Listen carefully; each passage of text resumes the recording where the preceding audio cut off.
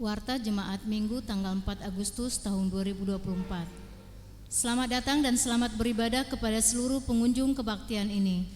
Kami juga menyambut dengan sukacita kepada Bapak Ibu, Saudara-saudari yang baru pertama kali mengikuti ibadah di GKI Pamanukan.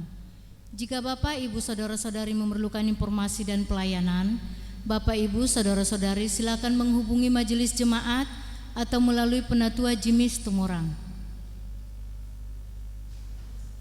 Biston Pagi. Biston Pagi diselenggarakan pada hari Rabu tanggal 7 Agustus tahun 2024 waktu pukul 5.30 tempat di gereja, dipimpin Penatua Kristianto. Kami mengundang anggota jemaat dan simpatisan hadir dalam doa pagi. Kebaktian rumah tangga. Kebaktian rumah tangga diselenggarakan pada hari Kamis tanggal 8 Agustus tahun 2024 waktu pukul 19 WIB atau jam 7 malam. Penyelenggara keluarga Bapak P. Lumban Batu dan Ibu Marsinta Simanulang. Tempat di gereja, dipimpin Penatua Yosafat Pasanda Hanario. Liturgos Ibu Nining Uningsi. Kami mengundang anggota jemaat dan simpatisan hadir dalam kebaktian tersebut. Peresmian dan ucapan syukur. Dengan penuh sukacita, kami mengundang anggota jemaat dan simpatisan hadir dalam acara peresmian dan ucapan syukur atas pembangunan kanopi dan rangka aksi Paskah dari GKI Kebonjati yang akan dilaksanakan pada hari Minggu tanggal 18 Agustus tahun 2024 waktu setelah kebaktian selesai. Acaranya berupa 1. Pemotongan pita, 2. Kata sambutan, 3. Ramatama. Bakti sosial atau pengobatan gratis dan gunting rambut. Kegiatan bakti sosial GKI Samanhudi bersama dengan GKI Pamanukan diisi dengan pengobatan gratis dan gunting rambut yang akan diselenggarakan pada hari Sabtu tanggal 24 Agustus 2024 pukul 8 waktu Indonesia Barat. Pendaftaran melalui Penatua Heni Huta Barat. Pertemuan dengan orang tua peserta PAK. Pertemuan orang tua peserta PAK dengan penatua akan diadakan pada hari Jumat tanggal 9 Agustus 2024 waktu pukul 17 waktu Indonesia Barat tempat gereja. Kami mengundang segenap orang tua peserta PAK hadir dalam pertemuan tersebut. Persiapan guru sekolah minggu. Persiapan guru sekolah minggu diadakan setiap hari Rabu pukul 19 waktu Indonesia Barat bertempat di gereja. Diharapkan kehadiran guru sekolah minggu pada persiapan tersebut. Persekutuan dewasa. Persekutuan dewasa akan diadakan pada hari Selasa tanggal 6 Agustus 2024 waktu pukul 19 waktu Indonesia Barat tempat di gereja, dipimpin Penatua Yosafat Prasanda Hanario. Liturgosnya Ibu Epi Sihombing. Kami mengundang anggota jemaat dan simpatisan hadir dalam persekutuan tersebut. Berita kelahiran. Berkat kemurahannya telah lahir anak keempat putri dari Bapak Andri Ajunaidi dan Ibu Lina Dorna Sinaga pada hari Senin tanggal 29 Juli 2024 bertempat di Rumah Sakit PMC Pamanukan dan diberi nama Flori Felicia Junaidi. Majelis jemaat, anggota jemaat dan simpatisan mengucapkan selamat atas kelahiran tersebut. Atestasi masuk.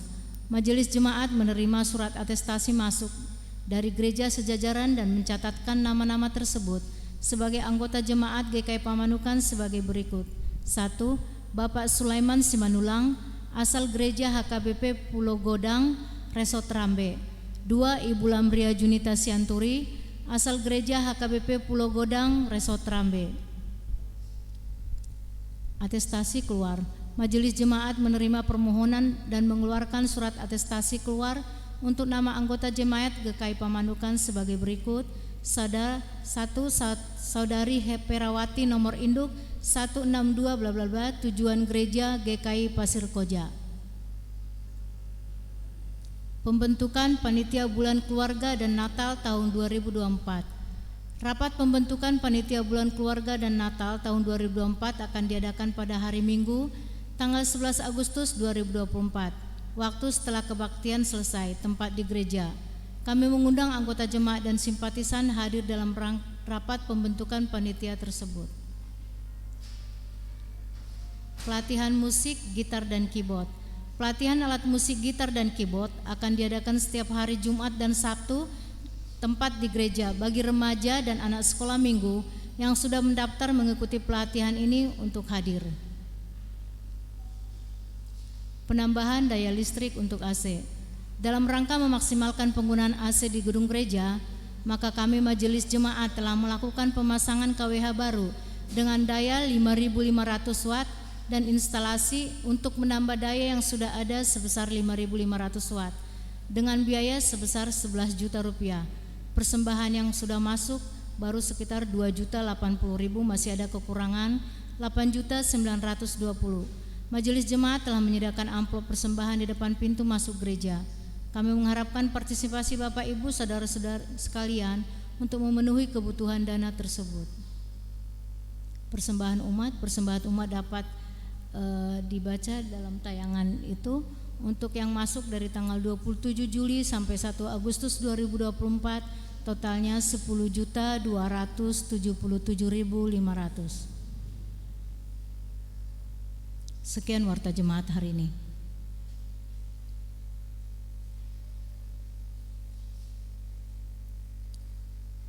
Kita akan menyanyikan lagu dari PKJ 13 bait 1 dan 3, kita masuk rumahnya.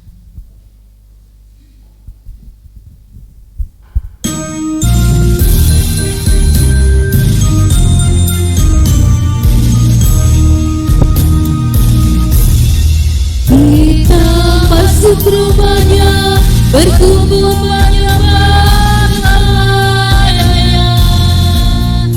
Kita masuk rumahnya, berkumpul menyembah kepadanya.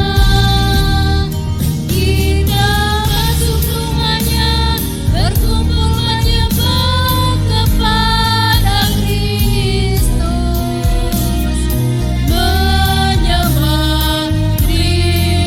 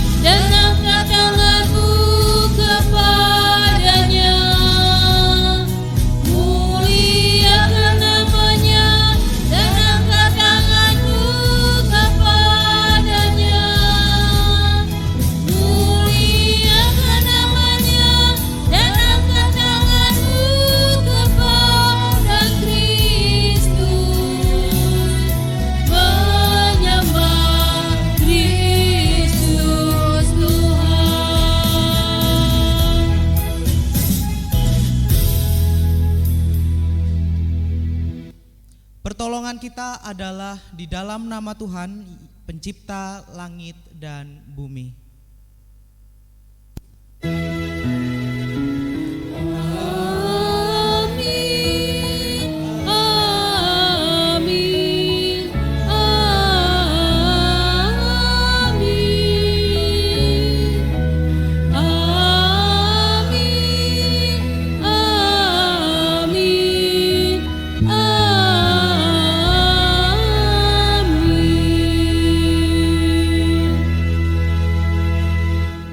Damai Tuhan beserta kita semuanya.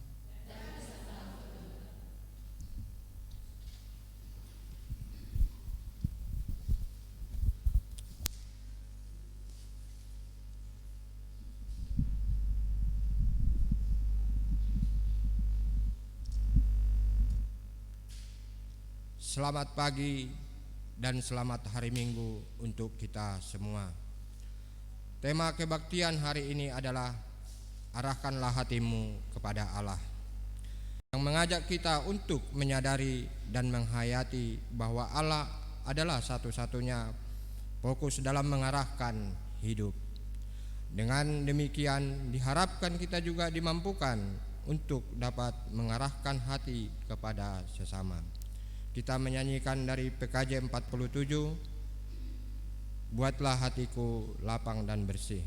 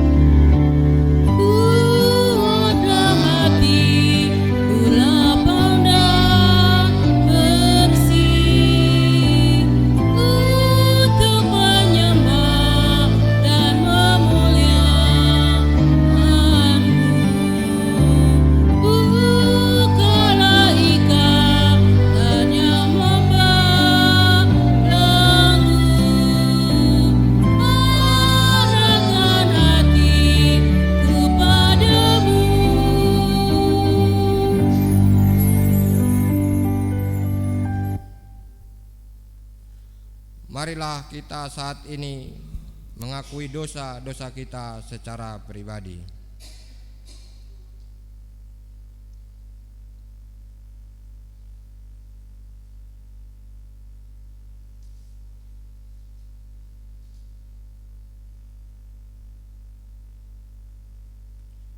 Ya Allah, ampunilah kami di dalam kemurahan-Mu. Berikanlah kami hikmat untuk mampu mengikuti jalan-Mu dan hidup seturut dengan kehendak-Mu. Amin. Kita menyanyikan dari KJ 401, baik yang pertama dan kedua, makin dekat dengan Tuhan.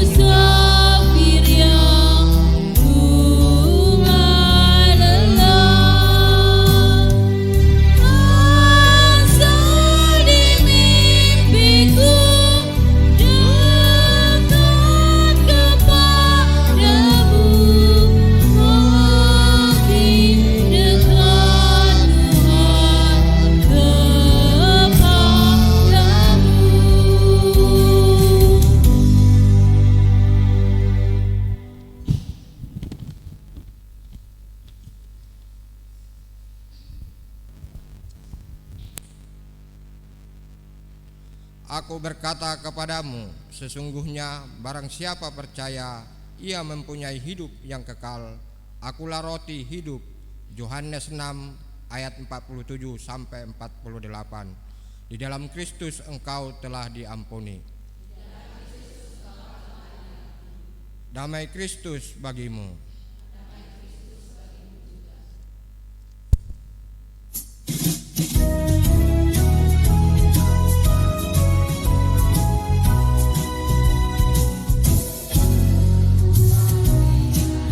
Lalu tunjukkan wajah gembiramu, lihat teman di kanan kiri dan sekitarmu, berikan salam damai, senang kasih karunia serta pengampunannya diberi. Hiduplah dalam damai, seorang dengan yang lain, itu kehendak Tuhan bagimu.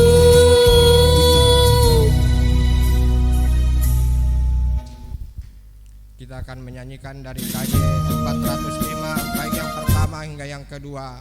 Kaulah ya Tuhan Surya.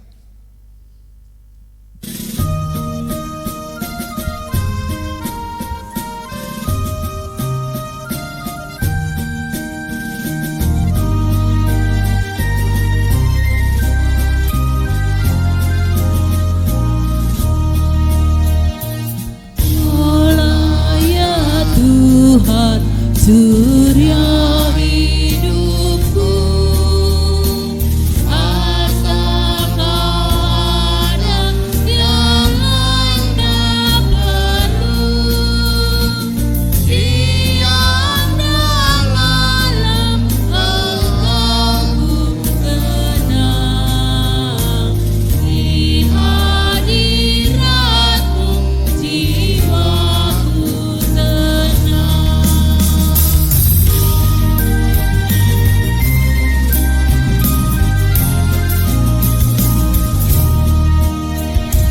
Kaulah hikmat-Mu, firman hidupku, Kau besertaku dan ku sertamu. Engkau Bapa-Ku, aku anak-Mu. Denganmu Tuhan ku satu penuh.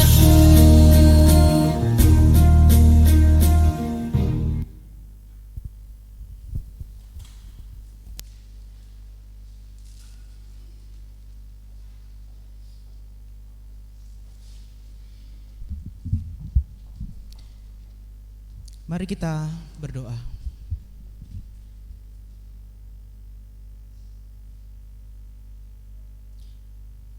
Tuhan, kami bersyukur untuk segala berkat yang Tuhan curahkan bagi kami. Kami rasa sangat mustahil bagi kami untuk menghitung berapa berkat Tuhan yang boleh kami rasakan. Karena memang banyak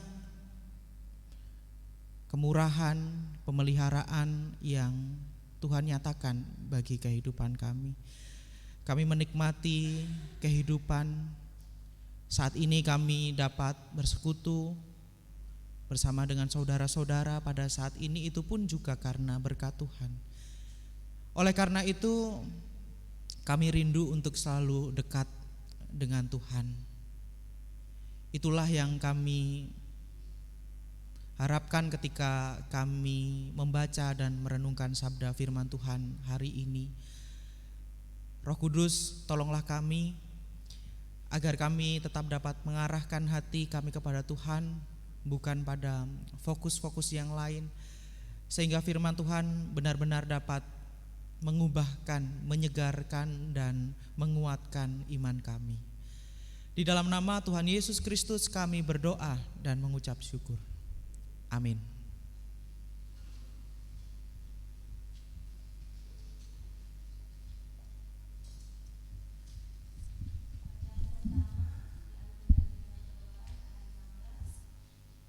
ayat 2 sampai 4, sambung lagi dengan ayat 9 sampai 15.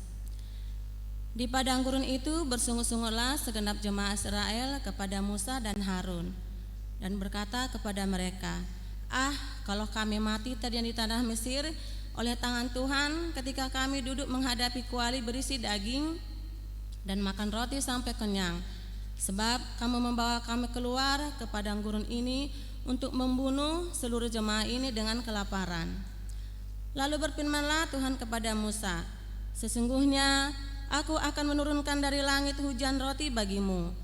Maka bangsa itu akan keluar dan memungut tiap-tiap hari sebanyak yang perlu untuk sehari, supaya mereka kucoba apakah mereka hidup menurut hukumku atau tidak." Kata Musa kepada Harun, "Katakanlah kepada segenap jemaat Israel, marilah dekat kepada Tuhan, sebab Ia telah mendengar sungut-sungutmu." Dan sedang Harun berbicara kepada segenap jemaat Israel, mereka memalingkan mukanya ke arah padang gurun, maka tampaklah kemuliaan Tuhan dalam awan. Lalu berfirmanlah Tuhan kepada Musa, "Aku telah mendengar sungut-sungut orang Israel. Katakanlah kepada mereka, pada waktu senja kamu akan makan daging, dan pada waktu pagi kamu akan kenyang makan roti. Maka kamu akan mengetahui bahwa akulah Tuhan Allahmu."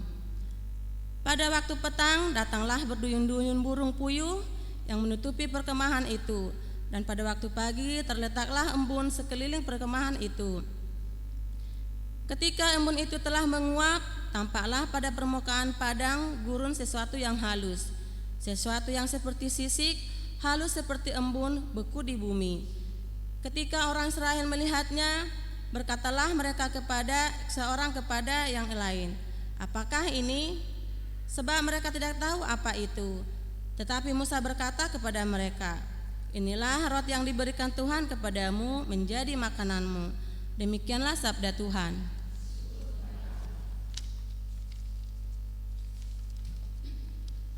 Marilah kita menanggapi bacaan tadi dengan menyanyikan Mazmur 78 ayat 23 hingga 29 secara berbalasan.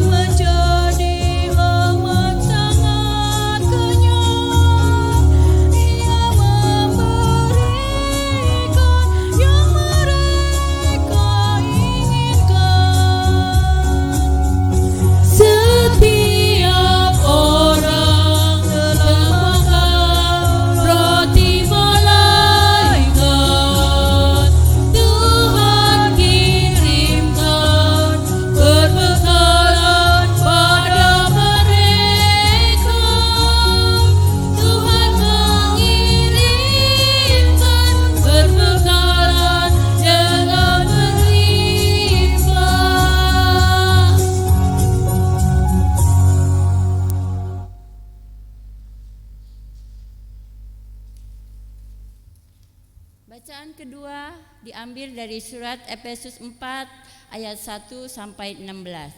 Bacaan kedua diambil dari surat Efesus 4 ayat 1 sampai 16. Sebab itu aku menasihatkan kamu, aku orang yang dipenjarakan karena Tuhan, supaya hidupmu sebagai orang-orang yang telah dipanggil berpadanan dengan panggilan itu. Hendaklah kamu selalu rendah hati, lemah lembut dan sabar. Tunjukkanlah kasihmu dalam hal saling membantu, dan berusahalah memelihara kesatuan roh oleh ikatan damai sejahtera. Satu tubuh dan satu roh, sebagaimana kamu telah dipanggil kepada satu pengharapan yang terkandung dalam panggilanmu. Satu Tuhan, satu imam, satu baptisan, satu Allah dan Bapa dari semua, Allah yang di atas semua dan oleh semua dan di dalam semua. Tetapi kepada kita masing-masing telah dianugerahkan kasih karunia menurut ukuran pemberian Kristus. Itulah sebabnya, kata Nas, tatkala ia naik ke tempat tinggi, ia membawa tawanan-tawanan. Ia memberikan pemberian-pemberian kepada manusia. Bukankah ia telah naik? Berarti bahwa ia juga telah turun ke bagian bumi yang paling bawah. Ia yang telah turun, ia juga yang telah naik jauh lebih tinggi daripada semua langit untuk memenuhkan segala sesuatu.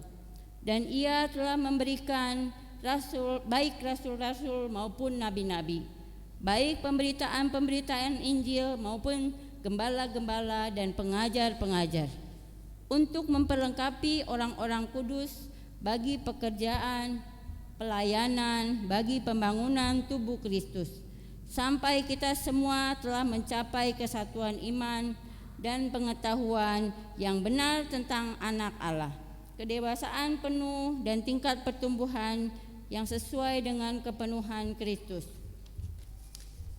sehingga kita bukan lagi anak-anak yang diombang-ambingkan oleh rupa-rupa angin pengajaran, oleh permainan palsu manusia dalam kelicikan mereka yang menyesatkan, tetapi dengan teguh berpegang kepada kebenaran di dalam kasih kita bertumbuh di dalam segala hal ke arah Dia, Kristus yang adalah kepala. Daripadanya lah seluruh tubuh yang rapi tersusun dan diikat menjadi satu oleh pelayanan semua bagiannya, sesuai dengan kadar pekerjaan tiap-tiap anggota menerima pertumbuhannya dan membangun dirinya dalam kasih. Demikianlah sabda Tuhan. Syukur kepada Allah. Pembacaan Injil kita hari ini diambil dari Injil Yohanes pasal 6 ayat 24 sampai 35. Yohanes pasal 6 ayat 24 sampai 35.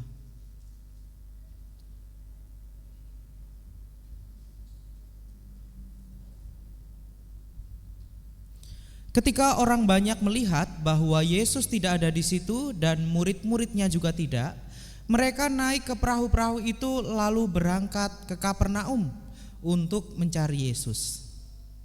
Ketika orang banyak menemukan Yesus di seberang laut itu, mereka berkata kepadanya, "Rabi, bila mana engkau tiba di sini?" Yesus menjawab mereka, "Aku berkata kepadamu, sesungguhnya kamu mencari aku bukan karena kamu telah melihat tanda-tanda, melainkan karena kamu telah makan roti itu dan kamu kenyang. Bekerjalah bukan untuk makanan yang akan dapat binasa, melainkan untuk makanan yang bertahan sampai kepada hidup yang kekal, yang akan diberikan Anak Manusia kepadamu. Sebab Dialah yang disahkan oleh Bapa, Allah dengan materainya." Lalu kata mereka kepadanya, "Apa yang harus kami perbuat supaya kami mengerjakan pekerjaan yang dikehendaki Allah?" Jawab Yesus kepada mereka, "Inilah pekerjaan yang dikehendaki Allah, yaitu hendaklah kamu percaya kepada Dia yang telah diutus Allah." Maka kata mereka kepadanya, "Tanda apakah yang kau perbuat supaya dapat kami melihatnya dan percaya kepadamu?" Pekerjaan apakah yang kau lakukan? Nenek moyang kami telah makan mana di padang gurun, seperti ada tertulis, mereka diberinya makan roti dari surga. Maka kata Yesus kepada mereka, aku berkata kepadamu, sesungguhnya bukan Musa yang memberikan kamu roti dari surga, melainkan Bapakku yang memberikan kamu roti yang benar dari surga. Karena roti yang dari Allah ialah roti yang turun dari surga dan yang memberi hidup kepada dunia. Maka kata mereka kepadanya, Tuhan, berikanlah kami roti itu senantiasa. Kata Yesus kepada mereka, akulah roti hidup. Barang siapa datang kepadaku, ia tidak akan lapar lagi, dan barang siapa percaya kepadaku, ia tidak akan haus lagi. Demikianlah Injil Yesus Kristus. Berbahagialah kita semua yang mendengarkan firman Tuhan dan yang memeliharanya. Haleluya.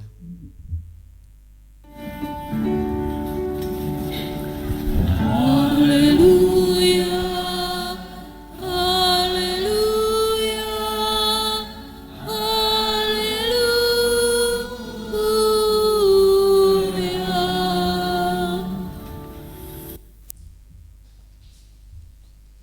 Selamat pagi Bapak Ibu yang terkasih dalam Tuhan.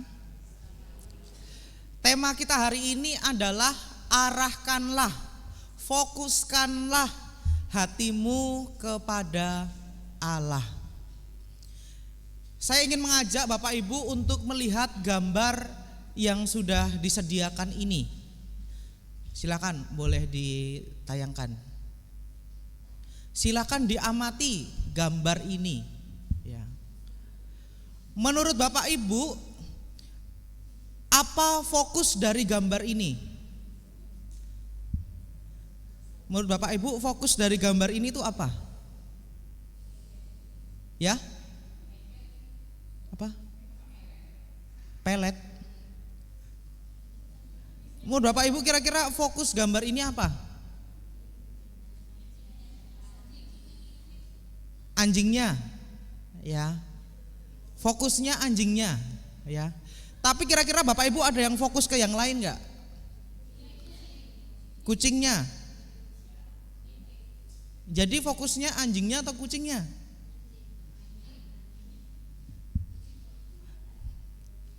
Kucingnya ngapain di situ? Kalau fokusnya pada kucingnya, zaman now nyebutnya dengan salfok atau salfokus atau galfok, gagal fokus, ya. Apa itu salfok? Ya, salfok adalah kondisi ketika seseorang luput atau gagal mengarahkan perhatiannya pada hal tertentu, ya. Perhatiannya teralihkan pada objek lain yang ada di sekitarnya sehingga ia kehilangan fokus utamanya. Ya, fokus utamanya sebenarnya anjingnya, tapi mungkin salah fokusnya ke kucingnya. Jadi seakan-akan yang jadi fokus utama malah si kucing. Ya. Apakah salfok ini juga bisa terjadi di dalam kehidupan kita sehari-hari? Jelas. Adakah Bapak Ibu yang saat ini punya TikTok? Bu Christine punya TikTok? Beneran? Ellen ya? Atau di sini yang nggak punya TikTok siapa deh? Kebanyakan, oh sama berarti ya. Saya juga nggak punya TikTok. Ya. Pernahkah Bapak Ibu masak sambil mainan TikTok?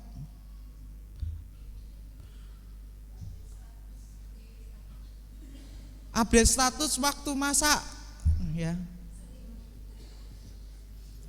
Kira-kira apa yang terjadi? Ya kebanyakan garam. Ada yang mau ngambil garam, ternyata yang diambil gula pasir. Ada yang gosong sampai dari sop mungkin jadi gorengan gitu ya. Ya banyak hal yang bisa terjadi. Bapak-bapak mungkin mau bikin bikin kopi, mau ngambil gula, yang diambil garam. kok rasanya asin gitu ya. Oh, lagi marahan ya, saya belum tahu Bu soal itu. Ternyata marahan bisa bikin salfok juga ya. Ya. Itu bisa terjadi, dan konon katanya main HP saat kebaktian juga bisa bikin salfok. Ya. Sampai rumah ditanyain tetangganya, "Bu, tadi di gereja khotbahnya tentang apa?" "Oh, Tuhan Yesus memberi makan 5.000 orang." Gitu ya. Bener? Bener. Ya, Tuhan Yesus beri makan 5.000 orang. Oh gitu ya. Terus makanannya apa? Apa ya? Saya lupa. Kayaknya lengkok 1, gorengan 2.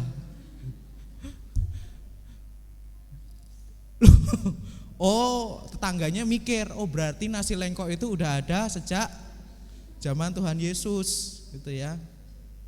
Karena apa? Mungkin waktu khotbah buka TikTok yang lagi FYP itu lengkok, ya. Yang benar 5 roti dan 2 ikan.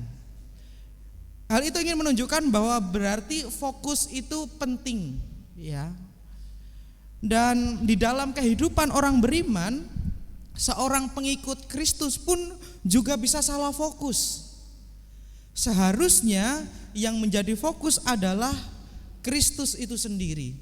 Tetapi kadang yang terjadi adalah fokusnya berubah seperti anjing dan kucing ini, ya. Justru ada fokus lain selain Kristus itu sendiri. Dan itulah yang terjadi pada orang banyak di dalam bacaan kita hari ini, ya. Setelah Tuhan Yesus mengadakan mujizat memberi makan 5.000 orang, Tuhan Yesus lalu menyingkir, ya, hilang dari pandangan orang banyak. Dan orang banyak yang sadar, loh ini kok Tuhan Yesus nggak ada, ini kok para murid nggak ada, ya. Mereka segera pergi ke Kapernaum. Mereka naik perahu mereka dan mau mencari berjumpa dengan Yesus, ya. Kesannya memang mereka sangat antusias, ya, sangat bersemangat untuk berjumpa, untuk mencari Yesus, ya. Kalau kata sekarang ibaratnya gunung akan kudaki dan samudra akan ku selami, tapi kalau gerimis nanti dulu, gitu ya. Ya, mereka seakan tampak antusias ingin mencari Yesus, ya, ingin berjumpa dengan Yesus. Tapi pertanyaannya, mengapa mereka mencari Yesus, ya? Dan lebih dalam daripada itu, apakah benar Yesus yang mereka sungguh-sungguh cari, atau justru yang lain, ya? Dan ternyata ketika Tuhan Yesus berjumpa dengan mereka, Yesus tahu bahwa yang sebenarnya mereka cari bukan Yesusnya, ya, tetapi makanannya, rotinya. Tuhan Yesus berkata, "Aku berkata kepadamu, sesungguhnya kamu mencari aku bukan karena kamu telah melihat tanda-tanda, melainkan karena kamu telah makan roti itu dan kamu kenyang." Orang banyak mencari dan datang kepada Yesus bukan datang kepada Yesus karena perut mereka telah dipuaskan dengan roti. Bukan karena mereka memahami Tuhanlah yang harusnya mereka cari. Jadi apakah kita bisa membuat asumsi, hipotesa bahwa orang banyak itu sebenarnya datang kepada Yesus untuk mendapatkan makanan? Ya, bisa jadi, ya, mungkin saja. Karena kita juga harus menyadari bahwa orang banyak yang datang mungkin memang benar-benar miskin dan tidak punya persediaan bahan makanan. Wajar, ya, mereka pengen lagi, ya. Namun ada juga penafsir yang mengatakan bahwa sebenarnya hal ini berkaitan dengan keinginan orang banyak untuk menjadikan Yesus sebagai raja. Raja yang dapat memberi mereka makan. Bayangkan, Bila mereka mempunyai raja yang bisa memberi mereka makan, berarti mereka nggak perlu lagi repot-repot, mereka nggak perlu lagi capek-capek kerja mengolah tanah dan ladang mereka. Mereka tidak perlu lagi menabur, mereka tidak perlu memelihara tanaman mereka. Mereka tidak lagi capek buat nyabit, buat panen, buat bikin makanan, ya. Yesus sebagai raja roti, raja makanan, ya. Tidak akan ada lagi yang kelaparan, ya. Kalau orang Jawa bilangnya tuman, ya. Udah dikasih minta terus, nggak pengen kerja gitu, maunya ya langsung aja dapet gitu, ya. Ya apapun alasannya, sebenarnya fokusnya mereka bukan lagi pada Kristus, ya, Sang pemberi roti kehidupan itu, tetapi salah fokusnya lagi adalah pada makanannya, pada rotinya, pada berkatnya, bukan Sang pemberi berkat itu sendiri. Dan kalau mau jujur, banyak juga para pengikut Kristus yang mencari dan mengikut Yesus karena fokus utamanya bukan kepada Allah, bukan kepada Kristus itu sendiri, tetapi yang dicari sebenarnya berkatnya saja, ya. Mereka mencari, mereka melayani, mereka memuji, mereka melayani, menyanjung Yesus karena mereka yakin Allah akan mengembalikan berkali-kali lipat, ya. Wah, aku tak bantu orang 50.000, aku yakin nanti Tuhan ngasih aku balik berapa? 200.000, ya. Wah, aku tak persembahan 100.000, aku yakin nanti Tuhan Yesus bakal balikin 1 juta, 100 juta, ya. Fokusnya tidak lagi sebagai ungkapan syukur, tetapi relasi dengan Allah akhirnya ya untung rugi, ya. Untung enggak, rugi enggak, gitu, ya. Dan apa yang terjadi ketika ternyata apa yang diinginkan itu tidak terjadi seperti yang diharapkan? Aduh, kemarin kayaknya aku ngasih 100.000, kok 1 jutanya belum balik-balik, ya. Kayaknya kemarin aku bantu orang 50.000, kok sekarang belum balik ya 500.000, ya. Tuhan ini gimana sih? Apa lupa kemarin aku ngasih persembahan 100.000? Mungkin orang akan bersungut-sungut, orang akan marah, berhenti melayani, berhenti pergi gereja, bahkan menyalahkan Allah. Dan sikap itulah yang dimiliki oleh bangsa Israel di dalam bacaan kita pertama tadi. Tuhan Allah membebaskan mereka keluar dari perbudakan, dan di tengah perjalanan ternyata mereka mendapati bahwa tidak ada makanan untuk dimakan. Mereka membayangkan kalau mereka keluar dari perbudakan, hidup mereka akan enak, segala sesuatu akan terjamin, ya. Tetapi ternyata realitanya bertolak belakang dengan hal itu, ya. Mereka menyalahkan Musa, mereka menyalahkan Harun, ya. Jangan-jangan kalian ini mengeluarkan kami dari Mesir karena kalian itu ingin membunuh kami. Lebih enak tuh di Mesir, ya. Lebih enak hidup sebagai budak, ya. Dan ketika mereka menyalahkan Musa dan Harun, sebenarnya secara tidak langsung mereka juga menyalahkan Allah. Karena memang Allah sendiri yang membebaskan mereka untuk keluar dari perbudakan di Mesir. Memang ketika mereka hanya berpikir tentang makanan, mereka lupa untuk mensyukuri bahwa kebebasan, kemerdekaan itu lebih besar, lebih berharga daripada sekadar makanan. Bukankah itu nanti yang kita rayakan tanggal 17 Agustus? Para pahlawan berjuang mati-matian, memberikan nyawa mereka supaya bangsa ini merdeka, ya. Bukan sekadar cuma bisa makan, tetapi ketika negara ini bisa memutuskan, menentukan kehidupannya, ya. Berjuang mati-matian, itu yang lebih berharga, ya. Padahal jika bangsa Israel bisa mensyukuri itu, kemerdekaan, kebebasan itu, mereka akan mudah untuk berpikir bahwa Allah pasti sanggup untuk menyediakan makanan untuk mereka. Namun yaitu mereka sudah terlanjur fokus kepada ketiadaan makanan, bukan pada Tuhan yang membebaskan dan memberi mereka makan. Ya syukur kepada Allah. Allah lalu mendengarkan seruan mereka, terus mengirim apa tadi? Burung pipit, ya, burung pipit kan? Burung puyuh dan roti apa? Roti mana? Ya.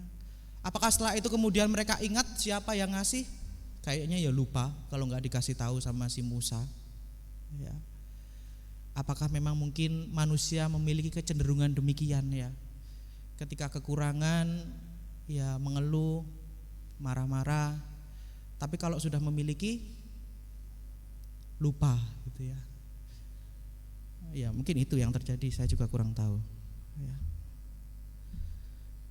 Ketika Tuhan Yesus tahu bahwa fokus mereka mencari Yesus untuk rotinya, bukan pada Yesusnya, namun Tuhan Yesus tetap mau mengajar mereka. Tuhan Yesus mau memfokuskan kembali motivasi mereka.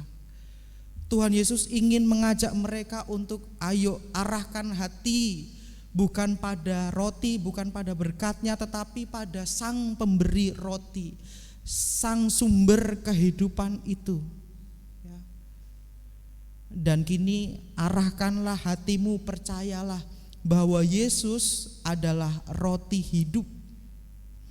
Jikalau seseorang makan roti ini, ia akan hidup selama-lamanya, dan roti yang kuberikan itu ialah dagingku yang akan kuberikan untuk hidup dunia. Yesus sang roti hidup dari sorga itu hadir untuk mengenyangkan, untuk memberi kehidupan bagi dunia. Nah, Bapak Ibu yang terkasih di dalam Tuhan, ketika saya melihat tema arahkan hatimu kepada Allah, saya mengingat formulasi tata ibadah gereja kita ya. Setiap pengutusan ya, kita menyatakan komitmen kita untuk mengarahkan hati kepada Allah. Arahkanlah hatimu kepada Tuhan. Jawabannya, kami mengarahkan hati kami kepada Tuhan. Terus, jadilah saksi Kristus. Jawabannya, syukur kepada Allah. Bapak Ibu, kalau mau dicermati, pengarahan hati kepada Allah itu akan selalu diikuti dengan perintah untuk mau menjadi saksi Kristus. Mau mengarahkan hatinya kepada dunia, mau bersentuhan dengan dunia. Pesan itulah yang disampaikan oleh Paulus di dalam bacaan kita di jemaat Efesus. Mengarahkan hati kepada Allah diwujudkan dengan kesediaan umat untuk hidup sehati dan saling memedulikan. Hendaklah kamu selalu rendah hati, lemah lembut dan sabar. Tunjukkanlah kasihmu dalam hal saling membantu. Apakah saling membantu itu mudah? Tidak.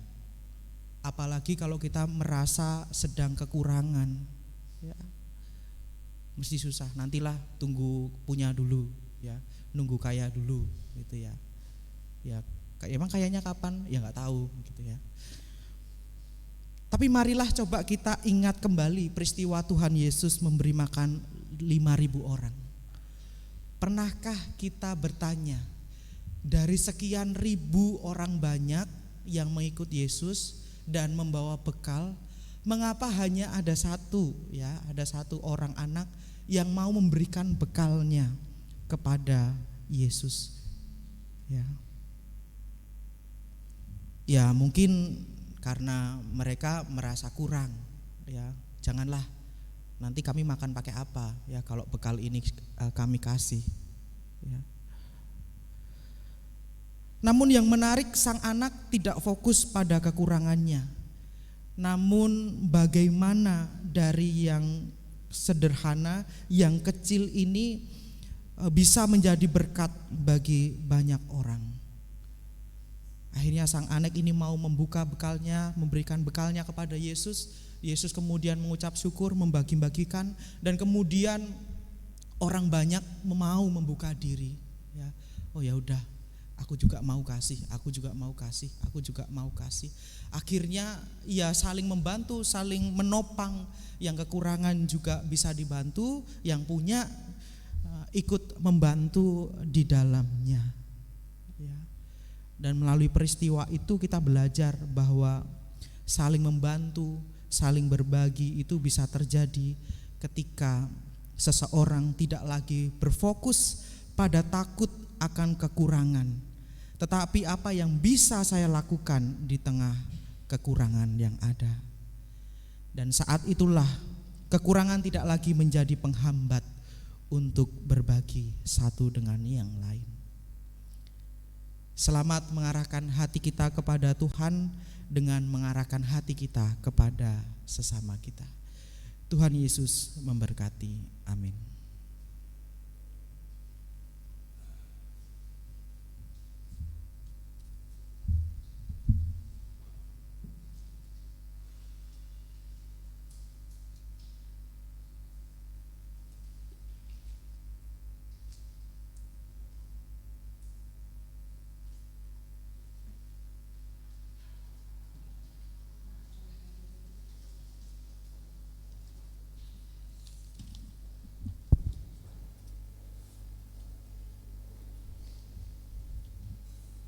Marilah bersama dengan gereja ekumenes sambil mengulangi janji baptis kita mengucapkan pengakuan iman rasuli demikian. Aku percaya kepada Allah, Bapa yang Maha Kuasa, Khalik langit dan bumi, dan kepada Yesus Kristus, anaknya yang tunggal Tuhan kita, yang dikandung daripada Roh Kudus, lahir dari anak darah Maria, yang menderita sengsara di bawah pemerintahan Pontius Pilatus, disalibkan, mati dan dikuburkan, turun ke dalam kerajaan maut.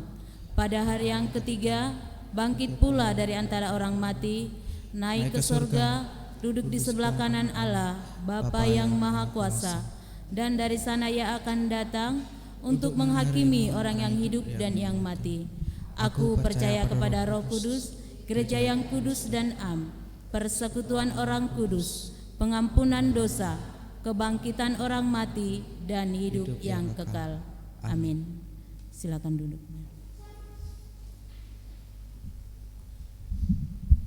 Saudara, mari kita bersama-sama memasuki doa syafaat kita. Mari kita berdoa. Tuhan Yesus, kami bersyukur untuk sabda firman Tuhan yang kiranya boleh menyegarkan, menguatkan, bahkan juga menegur kehidupan kami. Sebagai murid, sebagai pengikut Tuhan, mungkin kadangkala kami mengikut Tuhan fokusnya bukan pada Tuhan sendiri, tetapi pada berkat-berkat-Nya saja. Sehingga ketika kami tidak mendapatkan berkat itu, yang ada kami marah, kami bersungut-sungut, bahkan kami menyalahkan Tuhan. Oleh karena itu, ajarlah kami untuk tidak menjadikan berkat-Mu saja menjadi fokus kami, tetapi Tuhanlah yang menjadi fokus kehidupan kami. Dengan demikian, baik di keadaan yang suka, duka, tengah kami kekurangan, berkecukupan, kami tetap dapat merasakan pemeliharaan Tuhan yang nyata di dalam kehidupan kami. Ajarlah kami juga untuk dapat mengarahkan hati kami dengan terjun ke dalam dunia, mengarahkan hati kami kepada orang-orang yang berkekurangan, tidak mampu, sehingga kami dapat saling berbagi satu dengan yang lain. Dengan demikian kami dapat menjadi saksi Kristus yang nyata bagi dunia. Bapa Surgawi, kami juga bersama-sama hendak menyatakan permohonan seruan kami kepada Tuhan. Kiranya Tuhan berkenan untuk mendengarkannya. Tuhan, kami bersama-sama berdoa bersama saudara-saudara kami yang berulang tahun pada bulan Juli hingga bulan Agustus. Kami mengingat saudara Tania, saudara Riki Agustin, Bapak Kristianto, Bapak Eristanto Sinaga, Ibu Zenti Sitorus, saudara Agumi P. Huta Barat, Bapak Jakin Sitorus, dan mungkin anggota jemaat simpatisan yang tidak dapat kami sebutkan satu persatu pada hari ini. Namun kami sungguh percaya bahwa bertambahnya 1 tahun usia mereka ini boleh terus menyadarkan mereka atas segala pemeliharaan Tuhan yang menyertai kehidupan mereka. Dengan demikian mereka tetap dapat mengarahkan hati mereka kepada Allah, sehingga semakin hari mereka semakin berhikmat, semakin bijaksana dalam menjalani kehidupan. Mereka semakin menjadi teladan yang baik dimanapun mereka berada. Tuhan Yesus, kami juga berdoa bagi gerejamu, jemaat Tuhan di GKI Pamanukan ini. Kami bersyukur untuk majelis jemaat, badan pelayanan, anggota jemaat simpatisan yang boleh bersama-sama bersekutu pada saat ini. Kiranya segala bentuk program pelayanan yang boleh kami susun, itu semua boleh menolong kami untuk merasakan sapaan Tuhan, sekaligus boleh mempersatukan kami sebagai tubuh Kristus. Bapak Surgawi, kami juga berdoa, kami bersyukur untuk proses pembangunan kanopi yang sudah berjalan. Kami percaya ini datangnya dari Tuhan. Oleh karena itu kami akan menggunakan, kami akan memakainya juga untuk kemuliaan nama Tuhan.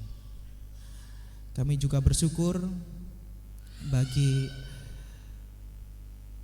saudara-saudara kami yang saat ini sudah boleh mengalami proses pemulihan, ataupun juga kami berdoa bagi saudara-saudara kami yang saat ini terus menjalani proses pemulihan. Kami mengingat Bapak Herman, Ibu Erna Marlina, Ibu Yuliana P, Bapak Daniel Siahaan, Ibu Sundari, Kak Alvin, dan juga Joel. Tuhan, kami yakin Tuhan tahu apa yang saat ini mereka sedang rasakan, bahkan saat ini mereka sedang perlukan. Oleh karena itu kami juga percaya di tengah rasa sakit yang mereka hadapi, mereka tetap boleh merasakan pertolongan Tuhan yang menghibur mereka. Di tengah rasa kekhawatiran, ketakutan yang mungkin saat ini mereka rasakan, kami percaya Tuhan yang memberikan ketenangan, kedamaian di dalam hatinya, sehingga melalui segala proses pemulihan yang boleh dilakukan, itu semua boleh membawa pemulihan bagi saudara-saudara kami ini. Kami rindu Tuhan boleh berjumpa kembali dengan mereka dengan keadaan yang baik, keadaan yang sudah pulih. Namun demikian kami tetap menyerahkan pada kehendak Tuhan, sebab kehendak Tuhanlah yang terbaik bagi kami semuanya. Terima kasih Tuhan, inilah doa dan seruan kami yang kami minta di dalam nama Tuhan Yesus Kristus yang telah mengajar kami berdoa demikian. Bapa kami yang ada di surga, dikuduskanlah namamu, datanglah kerajaan-Mu, jadilah kehendak-Mu di bumi seperti di surga. Berikanlah kami pada hari ini makanan kami yang secukupnya, dan ampunilah kami akan kesalahan kami, seperti kami juga mengampuni orang yang bersalah kepada kami. Dan janganlah bawa kami ke dalam pencobaan, tetapi lepaskanlah kami dari yang jahat, karena Engkaulah yang punya kerajaan dan kuasa dan kemuliaan sampai selama-lamanya. Amin.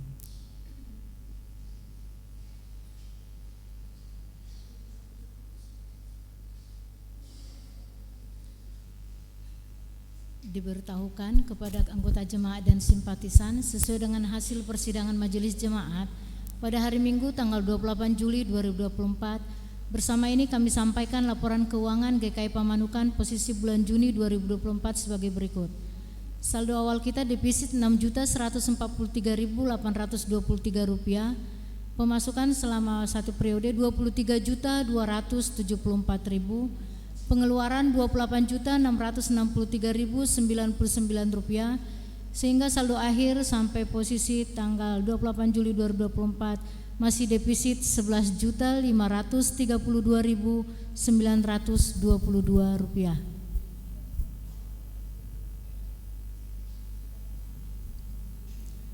Marilah menyatakan syukur dengan memberi persembahan sesuai firman Allah. Berilah kepada Tuhan kemuliaan namanya, bawalah persembahan dan masuklah menghadap Dia. Sujudlah menyembah kepada Tuhan dengan berhiaskan kekudusan. Kita akan menyanyikan dari Kidung Jemaat 363, Bagi Yesus Kuserahkan.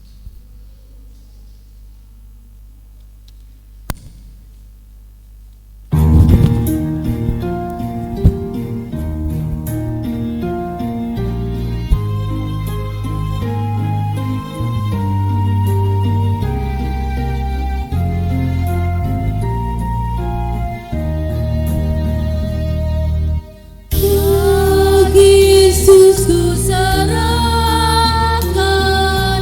hidupku seluruhnya, hati dan perbuatanku pun waktuku miliknya. Bagi Yesus semuanya, pun waktuku miliknya.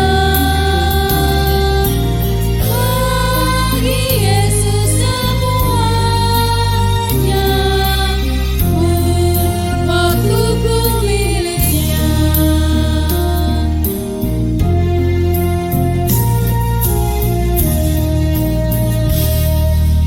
Tanganku kerja baginya, kakiku mengikutnya, mataku memandang Yesus, yang kupuji Dialah. Bagi Yesus semuanya, yang kupuji Dialah.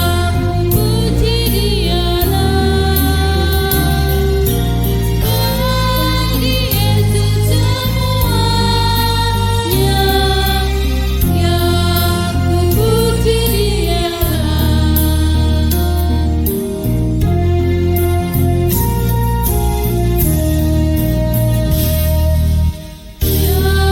Sejak ku pandang Yesus, ku tinggalkan dosaku.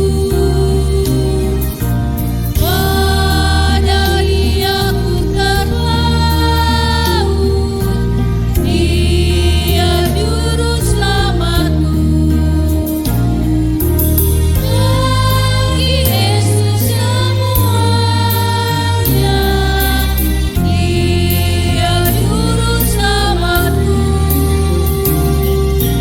Bagi Yesus semuanya, Dia juru selamatku. Kita akan membawa persembahan kita kepada Tuhan. Kita bersatu dalam doa.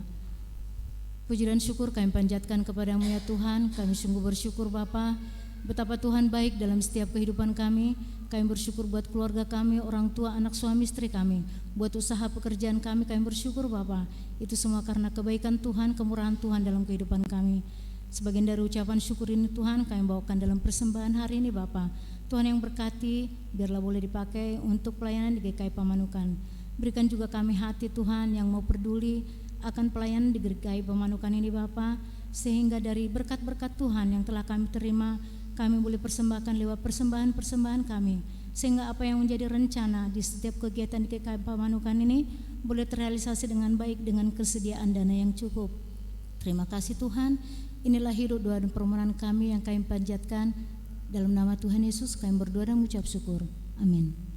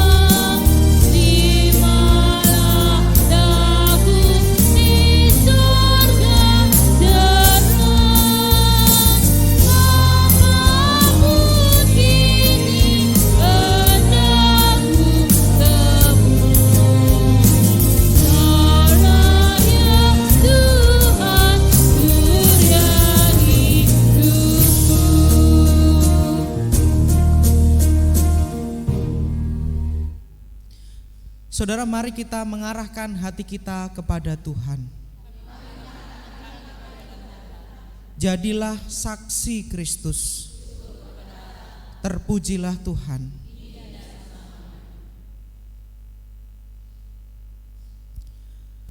Tuhan memberkati kita dan melindungi kita. Tuhan menyinari kita dengan wajah-Nya dan memberi kita semuanya kasih karunia. Tuhan juga menghadapkan wajah-Nya kepada kita dan memberi kita semuanya damai sejahtera.